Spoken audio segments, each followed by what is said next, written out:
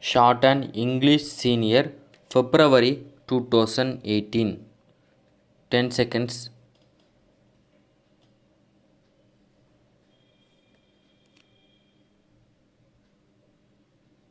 Start.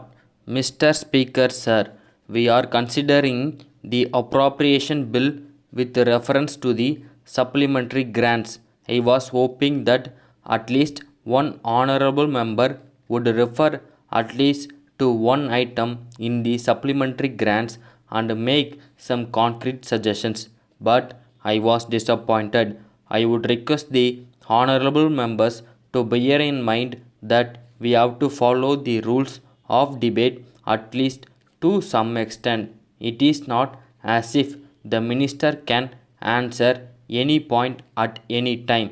We come prepared with reference to the subject matter which is to be discussed.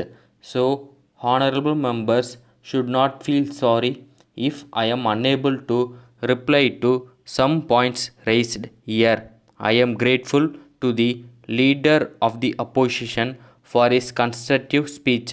After all, we are interested in the welfare of the people, and all of us are eager that our country should prosper. We want that the various needs of the people should be met. In the method of doing this, there may be difference of opinion in regard to certain matters, but it should not stand in the way of our cooperating where we agree. One honorable member referred to the need for improving irrigation facilities. I may inform him that we are anxious to increase production of food grains. The government will do their best to increase food production.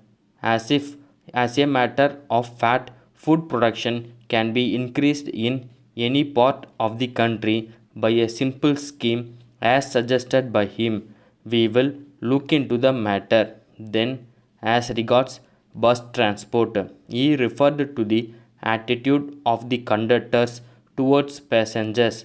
I do not know how far this charge is true. I agree that there are certain people not only in transport service but in other walks of life also who are unpleasant to other persons. But I may tell the honorable member that if there are bad people in transport service, they should be looked. If he had brought to the notice of the government specific instances, we could have taken action, but he made only a general charge. I now come to the subject of loudspeakers.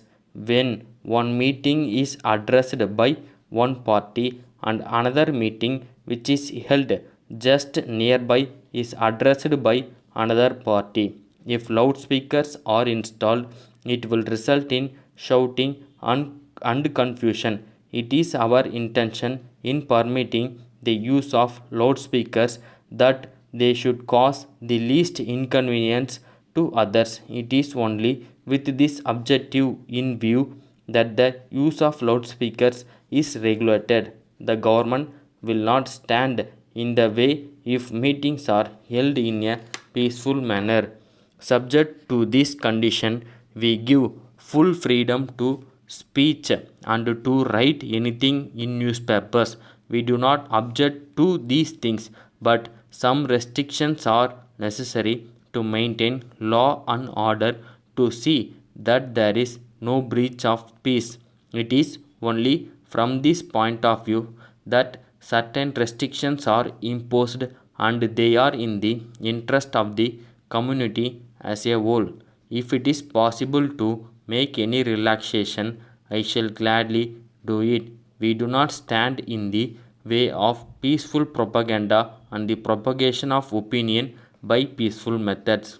I thank the honorable members for having cooperated with me and the government for having made useful suggestions during the debate. We can take pride in the fact that our debate has been at a high level. I am sure that any stranger who has watched our proceeding will give a certificate to that effort.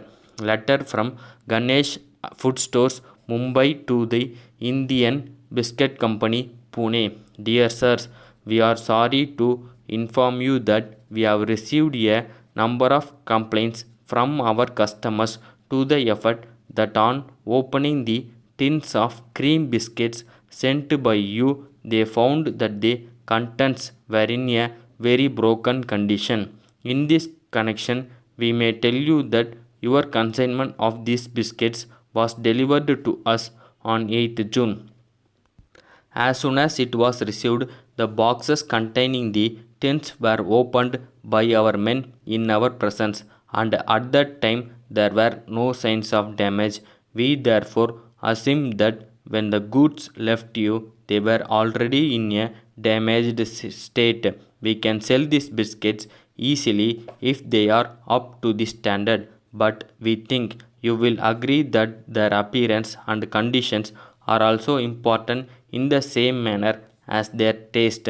So we are worried about the grievances of our customer. It is our usual practice to supply sound goods in exchange for the defective ones which are returned to by us to our customers. But in this case, we are not able to decide whether we should follow this practice when we think that the substitute goods may not be in any better condition. So we shall be pleased if you let us know how you can help us out of our difficulty. Yours faithfully. Stop.